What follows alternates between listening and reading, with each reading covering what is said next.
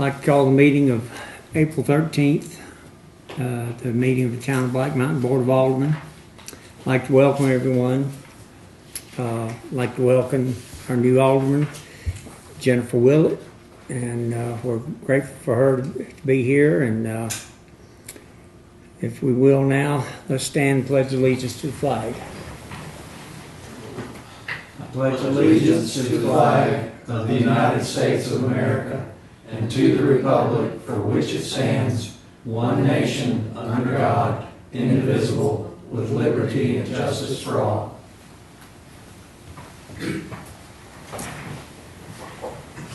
All right, public addresses and announcements. I have one. In response to the global spread of COVID-19 and the high public health threat posed to our citizens, it humbles me to address you remotely for the first time in our town's history. As you're aware, the town, by consent of our leadership, our town is part of the state of emergency declarations issued by the county leaders beginning on March 12, 2020.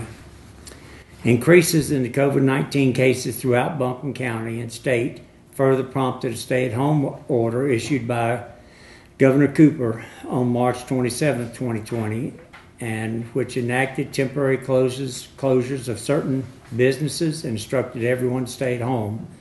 Additional restrictions have been ordered today to mandate social distancing within essential businesses. These extraordinary measures are intended to protect the safety and welfare of our residents, visitors, and staff. I understand it may be disappointing to hear that many activities and gatherings are now prohibited, but data shows social distancing, hand washing is working to reduce the number of infected people and flattening the curve. I'm confident we will make this through together as a community, and we will all be stronger. All right, I need a motion to approve the agenda as presented. So moved. All in favor? Aye. Any opposed?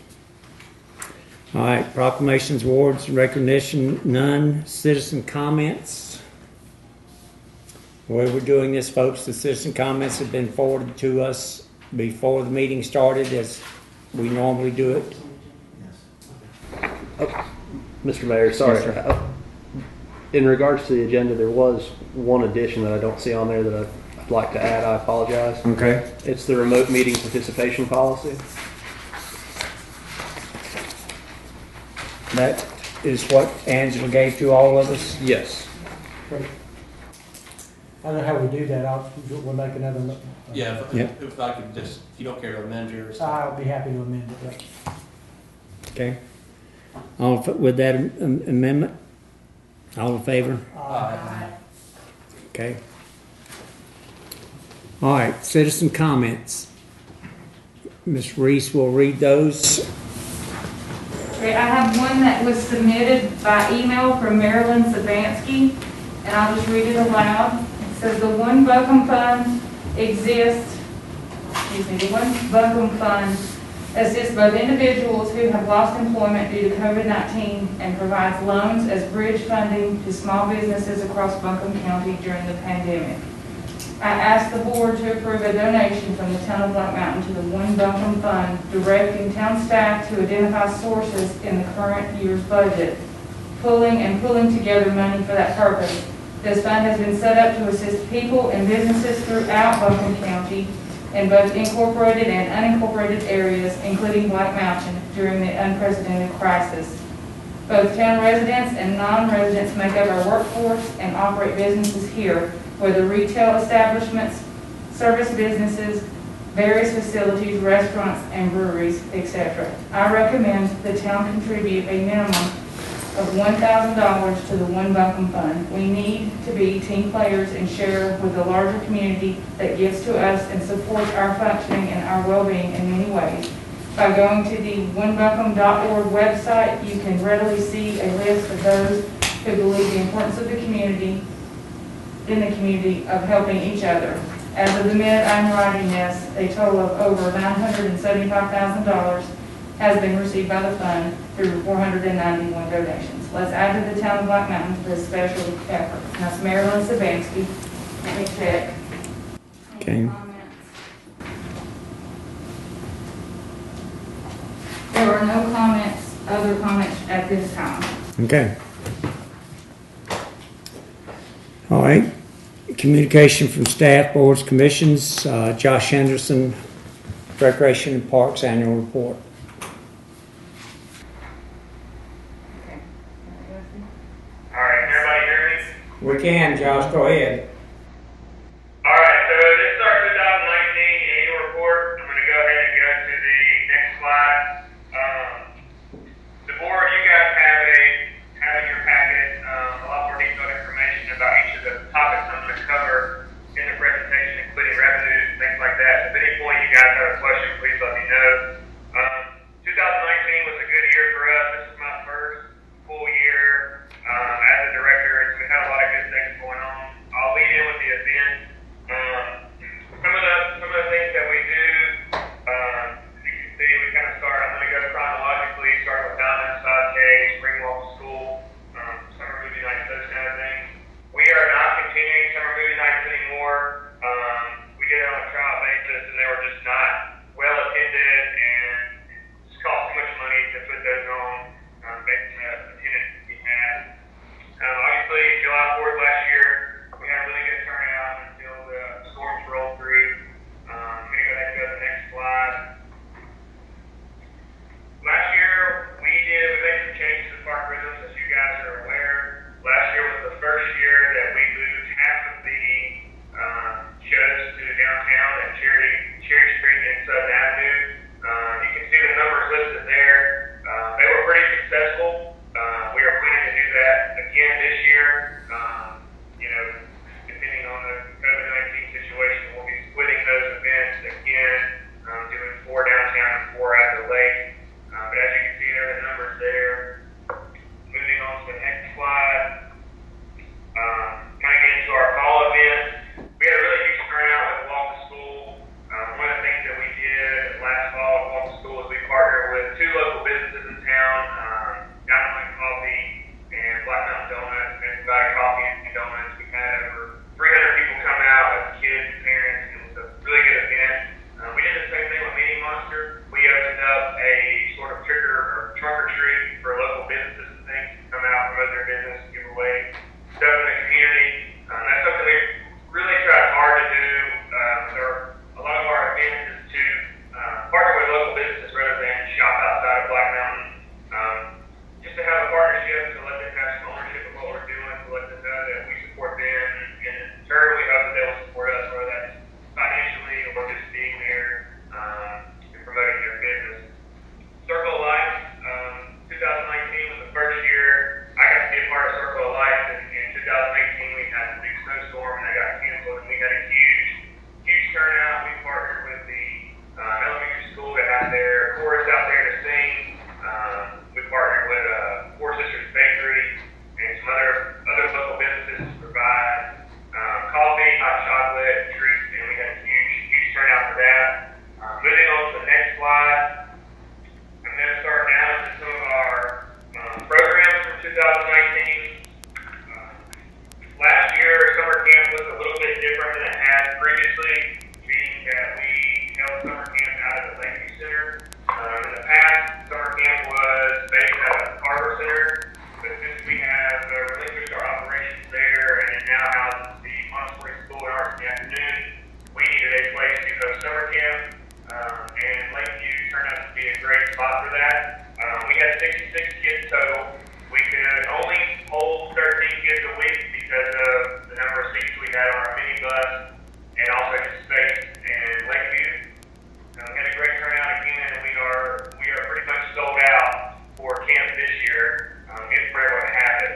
You can also see some numbers there with half-day soccer camps. We did not do basketball camp last summer. We didn't have access to instructors typically that we would lean on, like Warren Wilson or Monterey or even some local people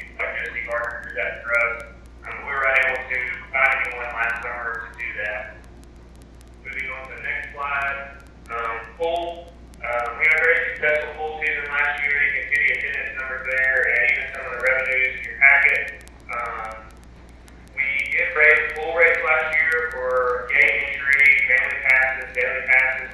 I think the revenues kind of reflect that a little bit. Just trying to, bring in some more money in the pool, to in turn be able to do some more things there, make some upgrades, do stuff like that. Moving on to the next slide, the community garden. Community garden had 95 registered gardeners last year. That's full plot, half plot. They logged close to 2,000 volunteer hours, produced over 4,000 pounds of food, and they raised about $3,400 through their Empty Bowls fundraiser. Next slide is our senior center programming. Melinda Politis runs our senior center there. She does a great job. You can see a lot of numbers of the programs there. It is a very popular place to be. We have over 150 people registered for the mill site, and they have around 35 a day. That is something that, based on the current status that we're in with COVID-19, we're still keeping up with, making sure people there that would normally attend the mill site are being fed, if they wouldn't have food anywhere else. You can also see some of the other numbers from activities. One of the most popular things is the van plane trips that they take. So you can see those there.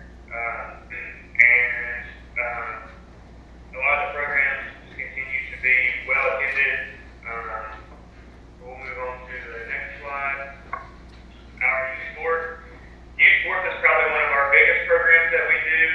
And you can see in your packet some of the revenues and things from that. But indoor soccer remains our most popular program in town, with kids coming not just from Black Mountain but from Asheville as well.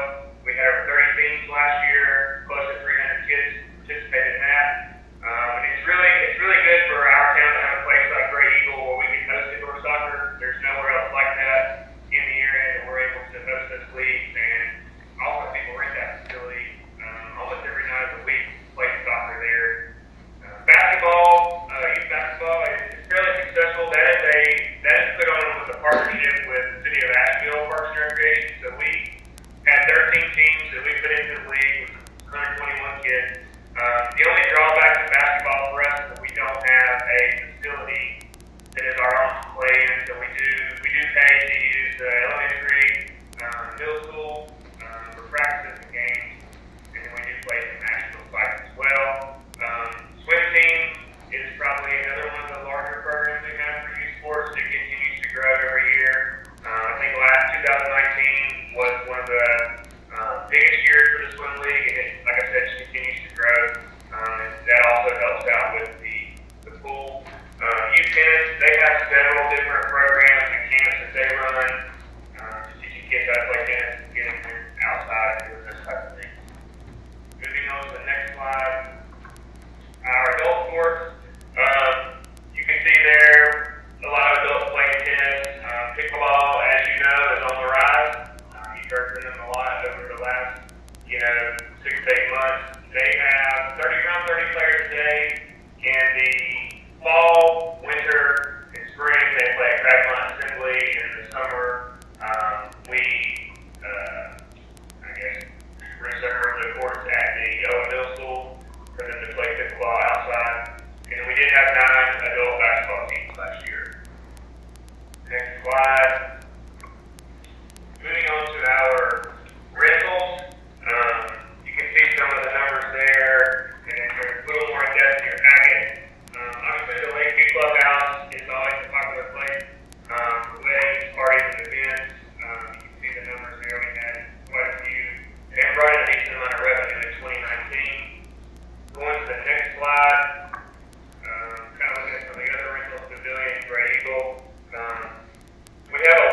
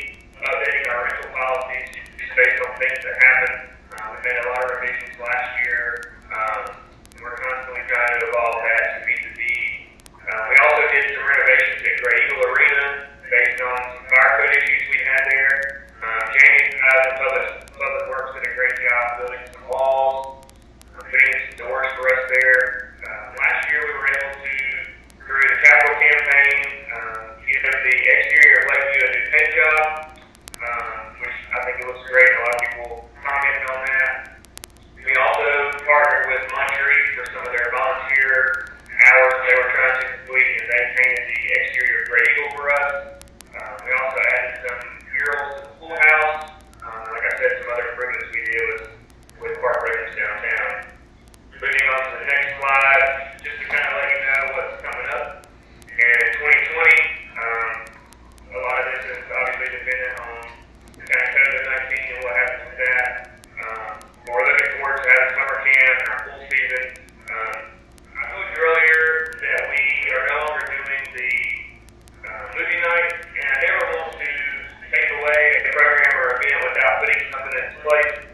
So two of the things that we did this year to kind of replace the movie nights was we plan to hopefully reschedule our disc golf clinic. We're going to do a disc golf clinic for kids, partner with some local organizations to just kind of teach them the ins and outs of disc golf, get them out there.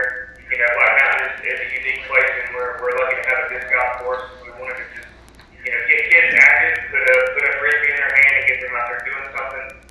We also had 2 scheduled hikes this spring on the Ridgecrest property. We're fortunate to partner with Ridgecrest. They have closed a lot of their trails down to the public, but through a partnership with them, we were afforded the ability to take 14 participants out to their trails and do some guided hiking there. Again, this had to be postponed, but we're looking to reschedule this later on. Startup updates. In 2018, when I took over this position, we've been awarded the startup grant. We're making some updates at Veterans Park. If you've been by there lately, you notice that the new playground is completed. Obviously, it can't be used right now, but it is completed. We are going to be finishing the picnic shelter soon, and hopefully this fall, getting started with a new restroom facility out there. Public Works has done a great job helping us to do some parking renovations to kind of replace the parking that was lost through the playground, restroom facility, and shelter. So we're adding 100 new parking spots there. And then we're looking at replacing the tennis courts. You guys have appropriated funding for that. So that hopefully will take place in 2020 again to be something that's affected by COVID-19. We don't really know yet. But I believe, to go to the next slide, that is it. If you guys have any questions, please feel free to ask later. Were we doing new courts at Lake Tomahawk, or was that to be decided what we were going to do, where we were going to spend? I think we're trying to accumulate $120,000. Have we really made a decision on what we're going to do with that? If I remember I'll take this, Josh. If I remember the conversation that we all had, it feels like so long ago now. It does. I don't know that we set whether we were going to do it up at the lake or down at Cragmont Court. I think our goal was to get $120,000 saved to work on one of those courts. Now, I think it's going to be up to the board to decide which ones of those we do. But as we get into our next budget year, that's going to be something that probably will be talked about as well. Did we not get $10,000 from Highland Farms? We did get some money from them. I can't recall the exact amount, but we did I get think some it money was. from them. I think it was 10. May have been. And that was the Specific discussion. thing. Yeah, that's what we asked for, and they thought they might. I mean, maybe as I think we discussed, they have every year they because they get tax exempt financing, they have to whatever their net income is, they have to. I think social accountability is what the word is, but the Healthcare Commission wants to see 5% of their net income go out to the community, and so there's a potential maybe for that to get some more. I mean, they certainly were interested in it. Not to go off in the weeds too much, but they are a pretty significant force in our community, and they do want to participate.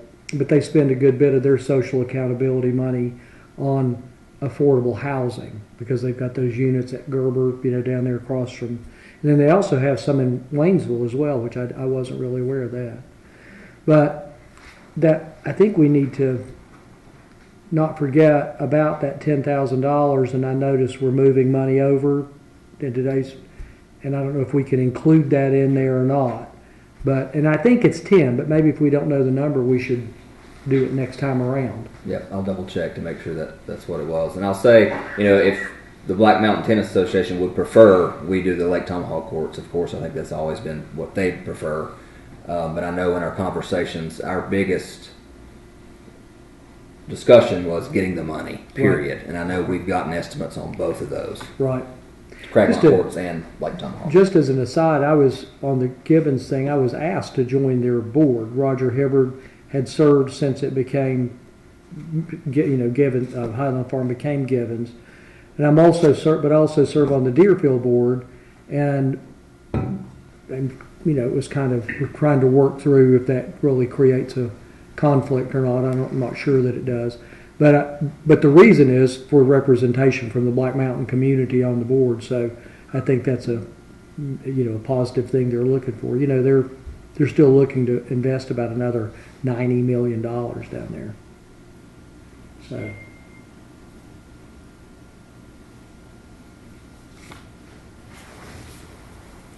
Anything else? No questions for Josh Anderson? All right. So, could I ask one question? Yes, sir. Don, while we got Josh on the line. How did, Josh, you probably said it in your presentation. I'm sorry if I'm asking you to say it again. I may have just missed it. But how did in your assessment, how did everything go with the Park Rhythms downtown as far as crowd control and all that sort of thing? Were you happy with the way it worked out?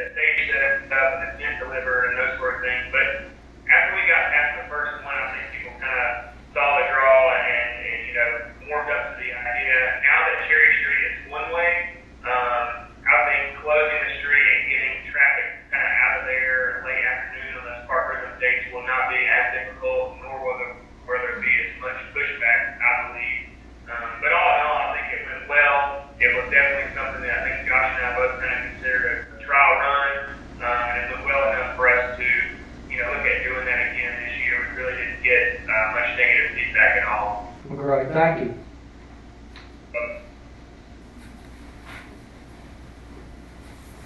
All right. Go on the consent agenda, Josh. All right, so your consent agenda 5A is adoption of minutes. This would be the March 26, 2020 special called sanitation meeting minutes, March 5th, 2020 agenda workshop and closed session, and March 9th, 2020 regular session minutes. 5B is a budget amendment for tennis court, and maybe we want to hold the tennis court one, but budget for tennis court and automated water meter capital projects. So this is money that has been allocated in this year's fiscal year budget, and we are wanting to move those to the capital project fund, $125,000 for the water meters and $60,000 for the tennis courts, whatever that is that Highland Farms did give us. We can add to that, or we can just have this on the meeting next month if you'd like. 5C, establishment of the System Development Fee Capital Reserve Fund. This was part of that law that was changed through the General Assembly. We did go through that whole process of establishing the system development fees. We've been allocating those funds. We've got about $217,000 in that fund currently. We need to transfer that from our water fund into its own system development fee capital reserve fund. Item 5D is establishment of a capital project fund for water capacity improvements. This is for to go along with the system development fee capital reserve fund. We will also need a capital project fund to start spending money, the system development fee money. So we need a capital project fund for the capacity improvements. 5E is establishment of capital project fund for automated meter reading. This is to establish that fund to place the 125 in there. Currently, we will have, if the 125 is placed in, $450,000 in that capital project fund for those automatic meter reads. 5F is the annual approval of audit contracts for the town of Black Mountain for July 1st, 2019 through June 30th, 2020 time period. This is something we have to do every year. We did approve the auditor for a 3-year contract, but the local government commission likes us to do it every year. So we're not changing audit contract firms. We're just approving that same firm for the next year for $21,500. 5G is a resolution to provide matching funds for Riverwalk Part F application. We're going to try to go after some more money for our greenway. This would be to get Part F money that we just got a couple years ago for Veterans Park. We are able to use our existing STBG funds for the match, so it's not going to cost us anything extra, but we are going to go after about a total of $68,200 in Part F money for a match. 5H is a designation of additional official depositories.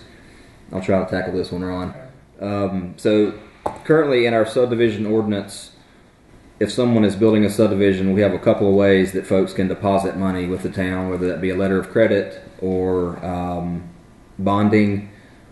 The way it is written in our subdivision ordinance now, it states that the person shall deposit that bond money in an escrow account with an official depository of the town. Currently, we only have one of those, or I guess two of those to my knowledge.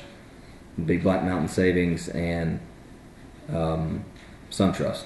So we would like to designate some other banks in town. Fortunately for us, we were able to work this one out with this developer, and they were able to use SunTrust. But we were having some issues, I think, with all the COVID-19 problems with getting things done remotely with SunTrust. But staff thinks it would be a good idea to have this in place to be able to use other banks in town, just not SunTrust and Black Mountain Savings. And that'll be the consent agenda. Any questions? All right. Do I have a motion to approve consent items A through H as presented? All in favor? Just I had a quick question. Yeah, no, we can vote if you want to, because it doesn't impact the vote. I just had a question. Okay. All in favor? Aye. Any opposed? Josh, on the establishment of the capital reserve fund, and that's, let me back up a little bit. That's the capital reserve fund. It's 20-04. Yes. Okay. So,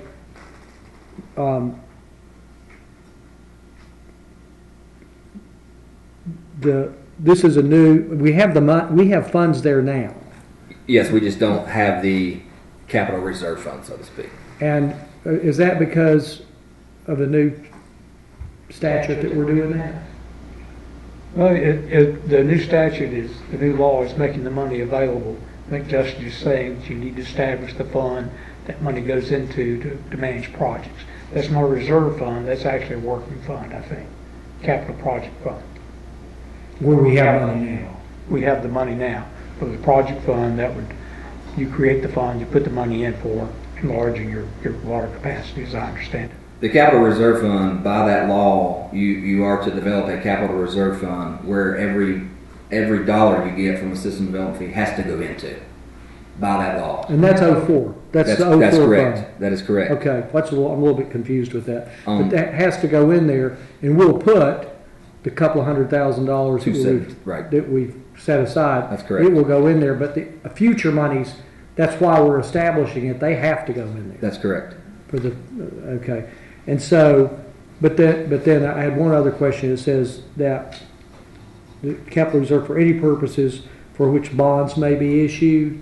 Do you suppose that means anything under the sun? Can bonds be issued for about anything? That might be a typo on my part, because normally those capital projects funds are set up because you might need debt to do stuff.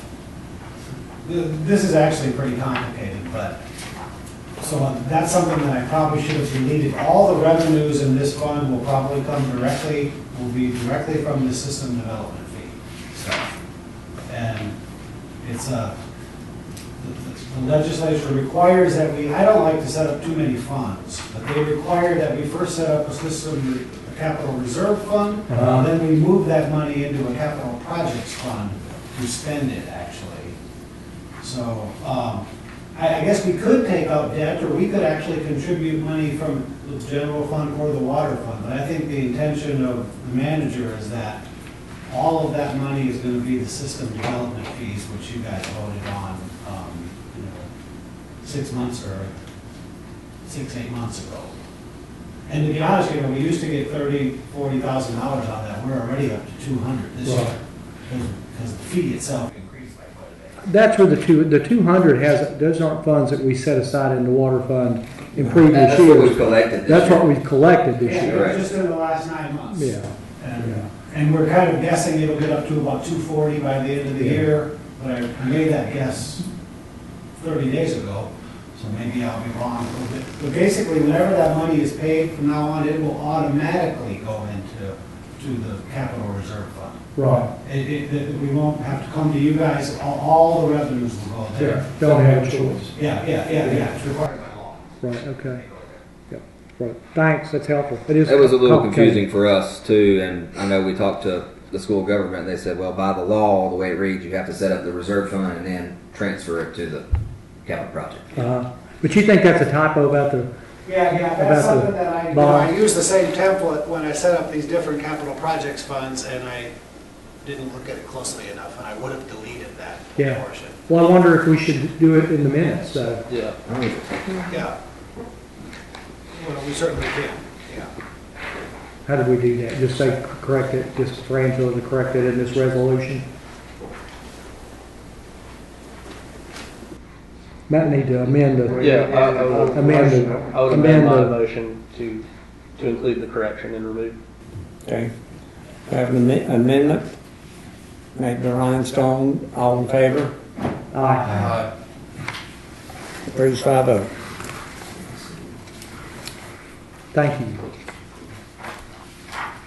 All right. Citizen comments. We don't have any unfinished business. Do we have anybody want to speak on new business?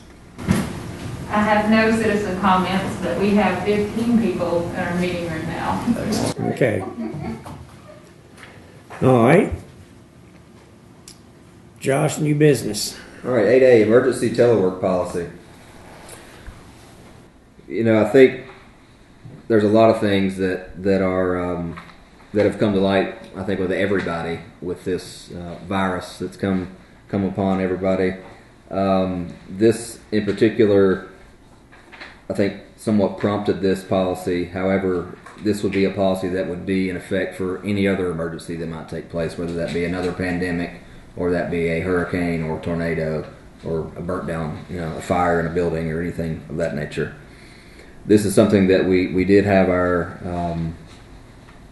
Robertson Stevens, Susan Russo-Klein take a look at. She did give us a couple of suggestions. Every department now has a continuity of operations plan, which we did not have before. So I think that's been a good part of this. Whether this gets adopted or not, I think that plan, co-op plan, I guess is what it's called, has been a good thing for every department in this town. With this policy, there are basically 3 scenarios that come into play that activate the policy. One talks about a single building scenario that would just affect one single building. Another would be a catastrophic scenario that would be displacement of an entire department or other departments. And then the third one, of course, would be the one that we're in now, which would be a pandemic scenario. What the policy lays out is it kind of gives guidance on folks working from home. We currently don't have a policy in place that talks about working from home at all.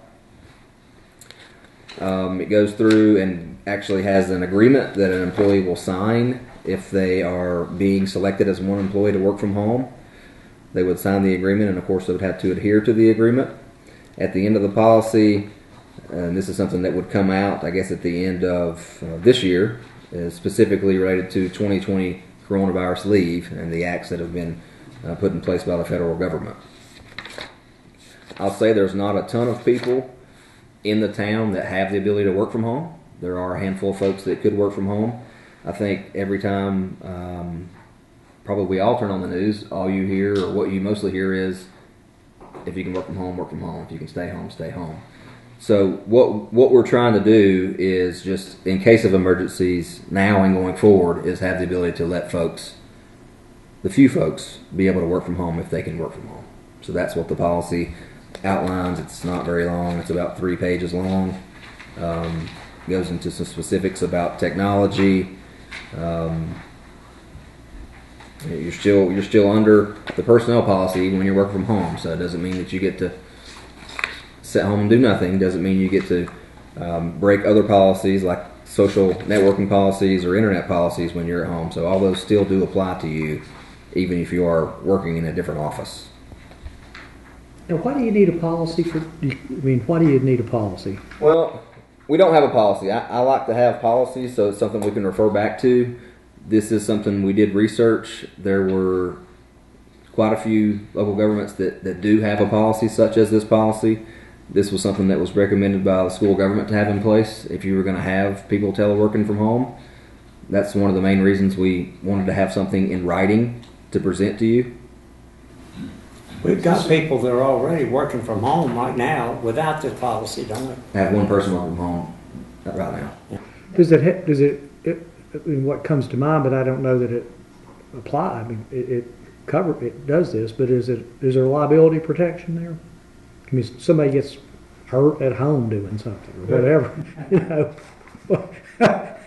I don't really have any issues with the policy. I am just wondering why you need one. You would find the one they're still working on the answer for. All the workers' comp lawyers are debating this. Obviously the public employers, the private employers are debating this. What is the situation with your employee who's at home and trips over the kid's go-kart? Kind of thing. There's no answer yet. Probably help if they signed and said they were on board with it. I mean, that's what strikes me. And also, I guess it's also a good thing to have one just because so that somebody doesn't. It's not a surprise to them if they get asked to stay home. Well, and it sets some standards. The employee agrees that they're going to uphold certain standards working home. They're going to put in the time. They're going to do the work, and this is how they go about it. Good.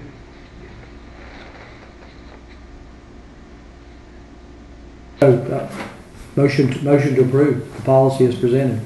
I have a motion. All in favor? Aye. Any opposed? 5-0. All right. We now have the one we've added to the agenda, the remote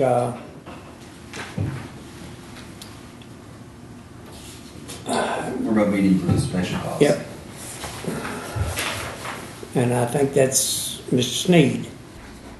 I thought you were joking. I can't tell you much about the remote meeting policy, but I haven't even looked at what's written closely, but what the guidance we got from the School of Government, and to read this, and this is sort of stood on its head. The statutes read, and it references remote meetings.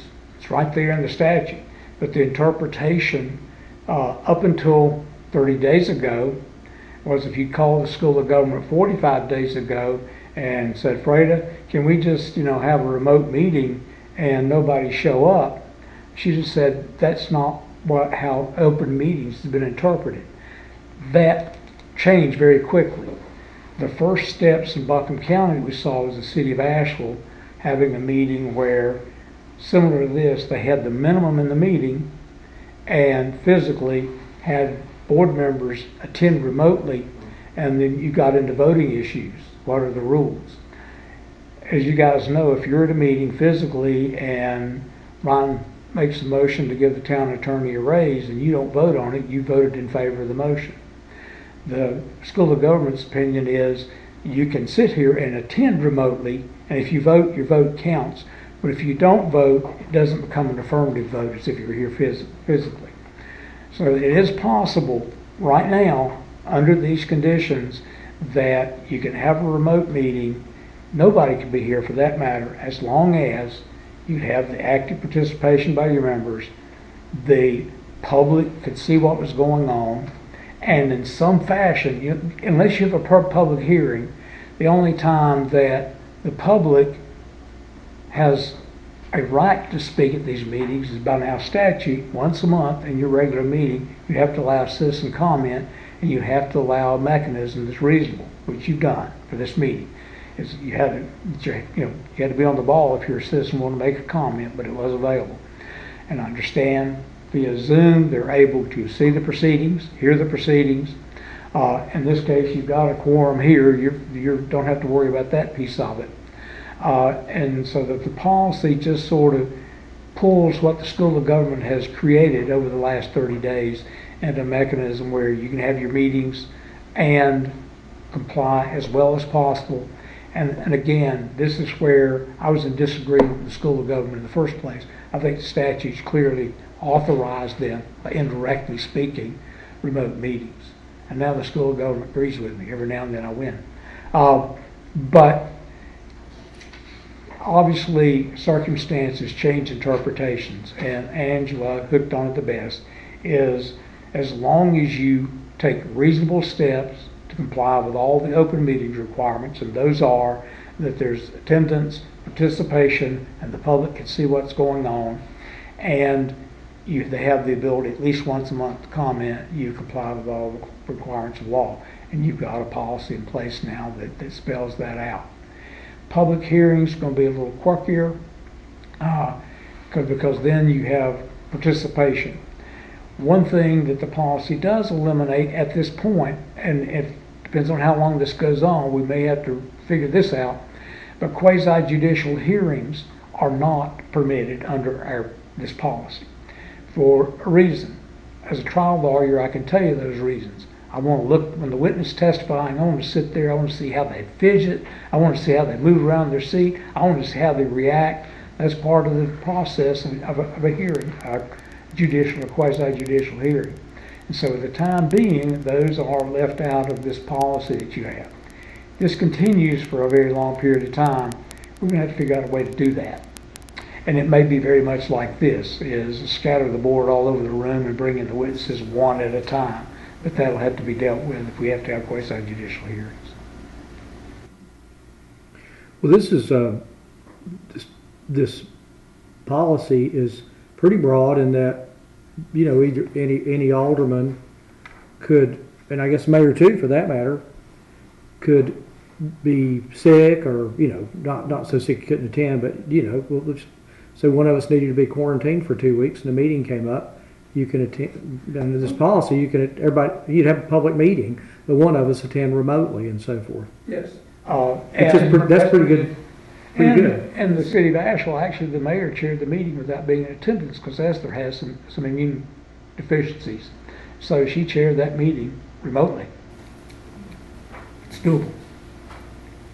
So you're comfortable with the way this is spelled out right now? It is. 60 days ago, this would not have been as an acceptable policy, and now it's an absolutely necessary policy.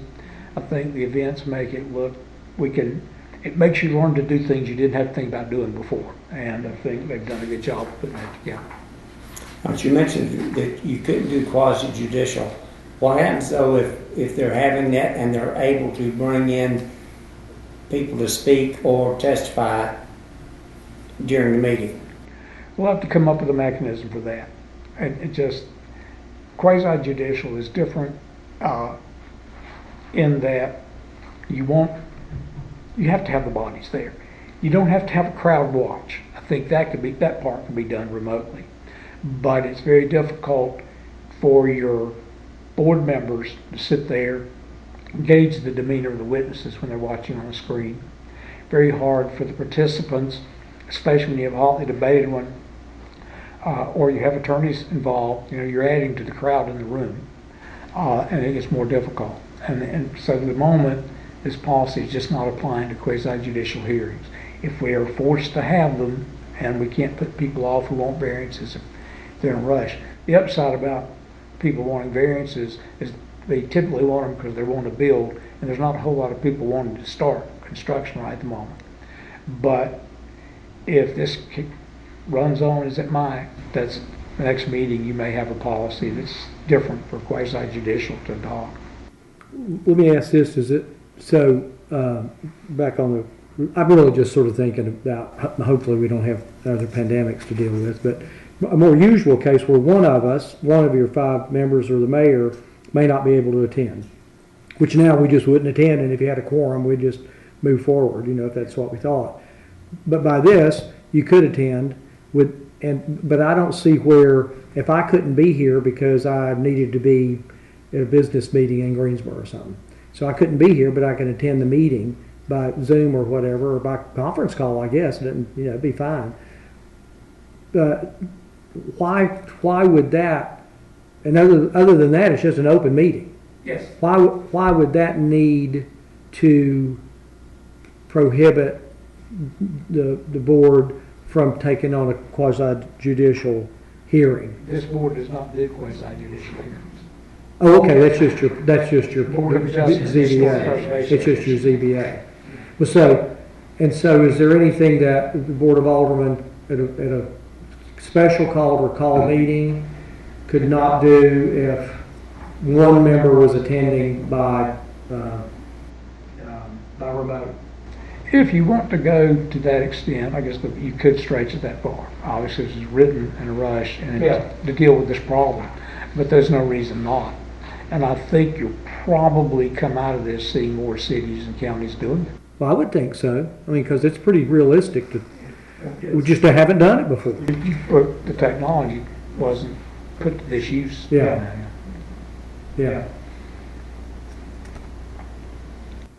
Well, and frankly, it doesn't have to be at a great inconvenience.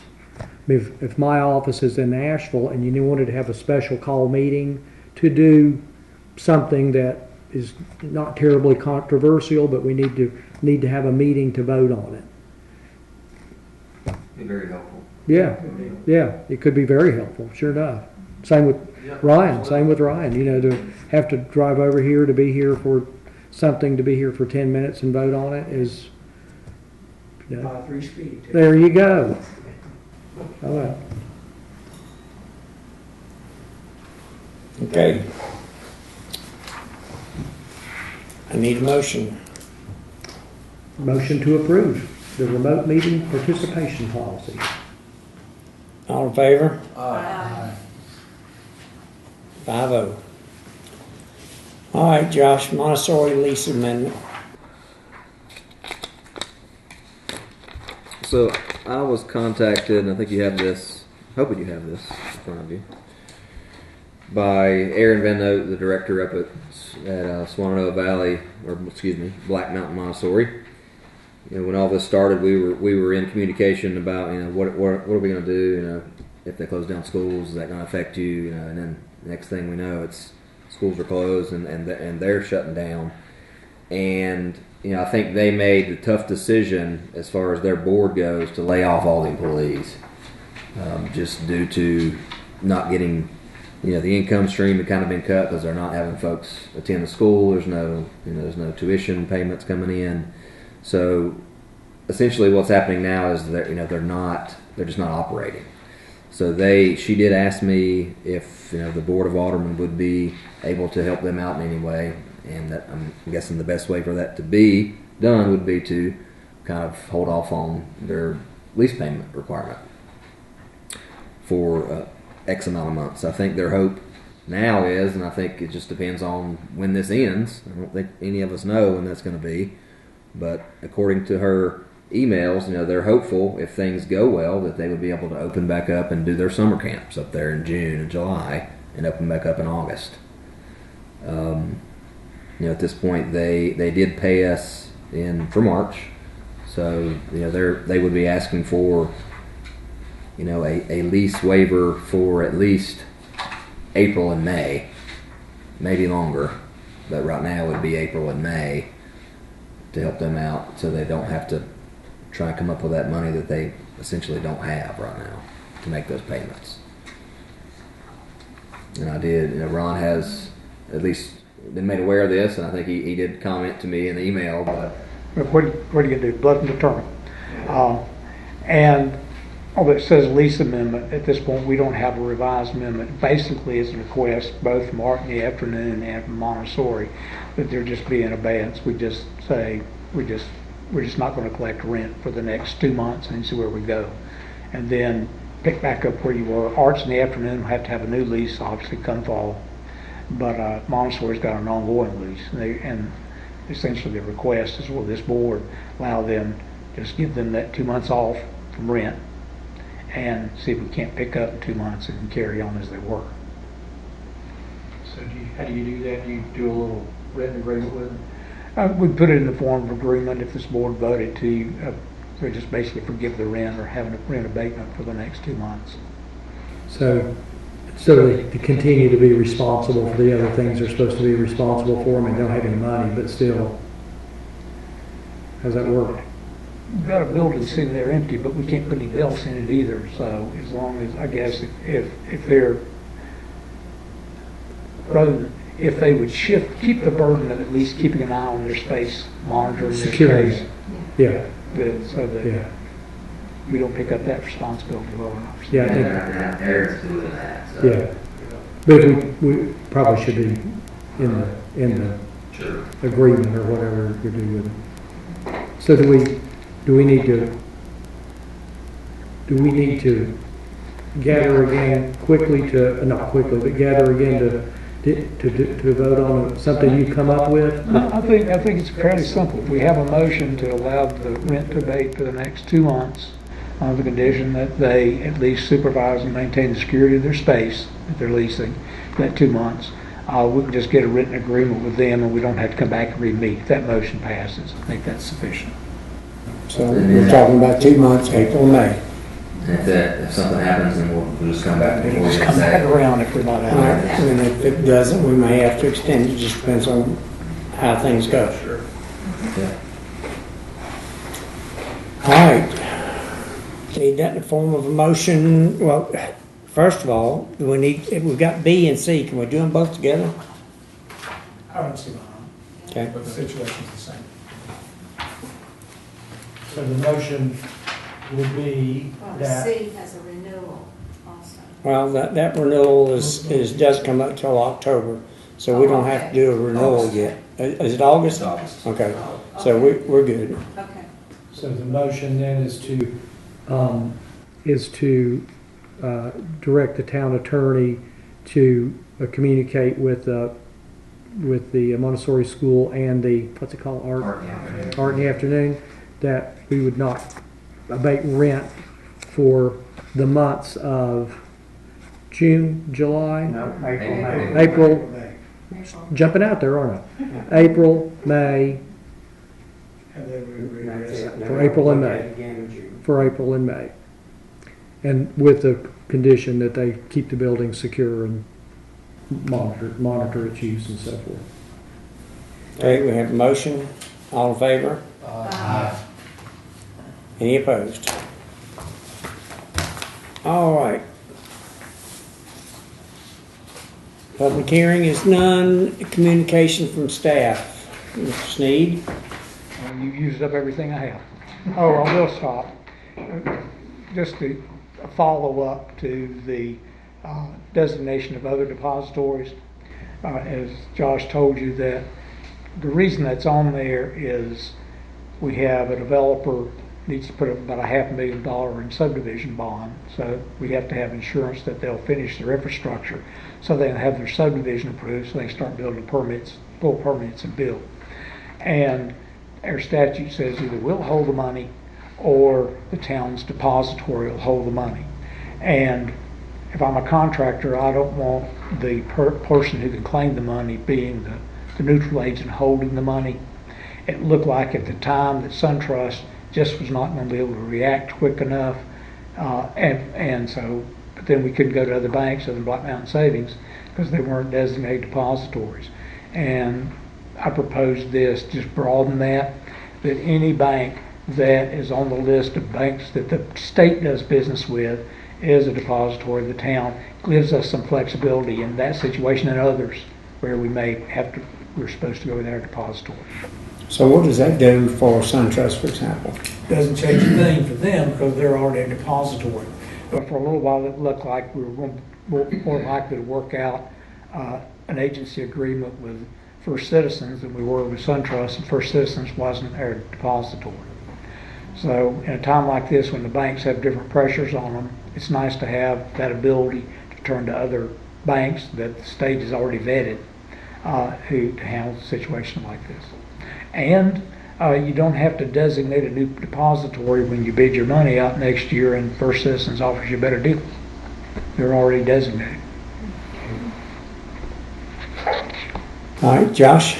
Yeah, let me just read a couple of facts and figures here just about what we've, not that I haven't given you enough emails over the past month, but let me just read this for everyone's listening. First, I want to thank all our employees for continuing to be here at work and continue to provide our essential services to our citizens here in Black Mountain. I think that's real important. As of 3 o'clock today, listening on the governor's call or video feed, there's 4,816 confirmed cases here in the state of North Carolina, 86 deaths. They say cases are still increasing. However, they are increasing at a slower rate due to our social distancing and stay-at-home orders. So those are, according to them, showing a big impact on this. As of today, 561,000 North Carolinians have filed for unemployment benefits. As of 4 p.m. today, Buncombe County has 37 cases. We're unable to get more of a number update from them on that. So it's still 37 cases. They are now at 3 deaths, is what we were told by Mission Hospital this afternoon. I'll say that all full-time staff is currently working. We haven't had anyone be out for anything COVID-19 related. I will say that some staff's been redirected to work for other departments. We are taking proper precautions as much as we possibly can in each department. We are doing temperature checks daily. We are cleaning surfaces daily. Recommend people wash their hands frequently, isolating in our office as much as possible, maintaining 6 feet separation as much as possible, and having 1 person per vehicle as much as possible. Now just to talk for 10 seconds about our budget upcoming. As you all know, there are going to be economic challenges with this budget, and that's going to be everybody across the state, across the country. It's going to be a different budget than you've seen before. Without knowing the revenues, we are trying to project as conservatively as we possibly can, which means there are impacts. Capital especially, there will be impacts. I'll say that we'll need to adopt the budget as late as we can possibly to be able to get more numbers in and get firmer numbers. And before we go, I'd like to try to set up some meetings to talk about budget later this month or May, if that's possible. We can look at our calendars and think about some dates that might work for everybody, try and get something down for having some budget meetings. I don't think that's anything we need to do now in the meeting, though, is it? Okay. That's probably something. We have Angela get in contact with us and let us all check our schedules and go from there. Okay. And that's it for me. All right. How about communications from the board? Just had a question for Josh more than a communication from my communication, but I'm still wanted just to inquire on the trucks for the for the solid waste pickup, and I'm curious where that factory is located, and if they're going to be able to operate and produce trucks. I've been told yes, the trucks have been ordered. So I have ordered the trucks as of last week or week before. Yeah. And I'm told they will be delivered within, one set of trucks is 12 to 14 weeks. One set of trucks is 14 to 16 weeks. So that shouldn't be an issue. Yeah, but If something comes up. but they're working. They are working. Where's the factory located? I want to say Texas, but don't hold me to that. Yeah, I don't know that it makes that much difference unless it's like Iowa or something, or there's big farm states. But Yeah, as far as I know, they're still working, and those are ordered, and we should be fine on those. Yeah. So. Any other board members? I just real quickly want to just thank Josh and the rest of the staff for their leadership during this, and for the mayor for your leadership as well. I know this has been challenging for everybody as we're trying to figure out how to adapt, and we appreciate everything that you and Angela are trying to do that, and all your department heads and staff members as well. And also, Jennifer, we thank you for joining us. We thank you for your service and look forward to serving with you. Yes, ma'am. Any other person? I've been a little troubled over the last week or so, and I just want to read a little something that comes from a grocery store manager. And this did not come from our local English store. Here's some things that everyone should know. I'm out of toilet paper, don't have sanitizer. I ran out of milk and eggs and meat on a daily basis. I promise if it's not out on the shelf, it's not hidden in the corner of the back room. These are the predictable ones now for the real stuff. I've been doing this job for 25 years, and I did not forget how to order the product. I did not cause the warehouse to be out of the product. I schedule as much help as I can, including a lot of part-time people working tons of overtime to help you. I'm sorry that there are lines at the checkout lanes. Now the important stuff. My team puts themselves in harm's way every day so you can buy groceries. My team works tirelessly to get product out on the floor for you to buy. My team is exhausted and is scared of getting sick. My team is human, and they do not possess any antivirus. They're in just as much danger, arguably more, than you are, and they show up every day so that you can buy groceries.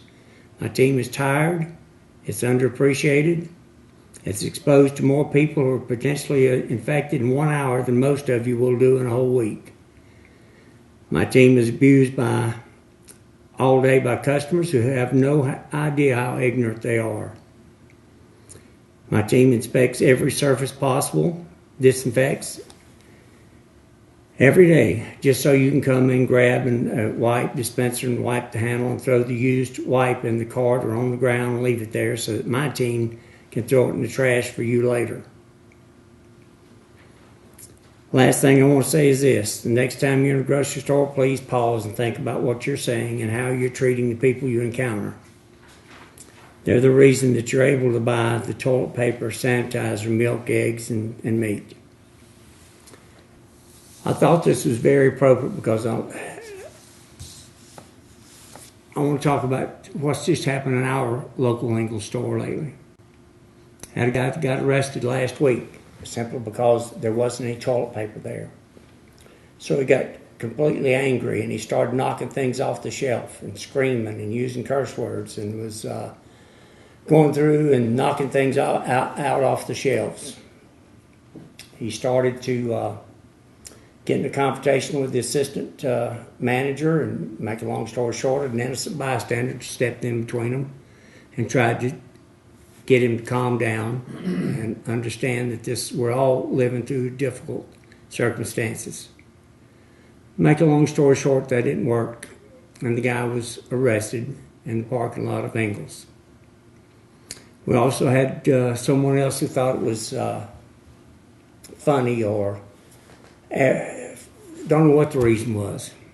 Been smart enough, I have no idea, that decided to post New York Times magazine of showing that out of toilet paper, but free paper towels in a store that didn't belong to them, in a store that's already having issues and problems. And they seemed to think it was funny.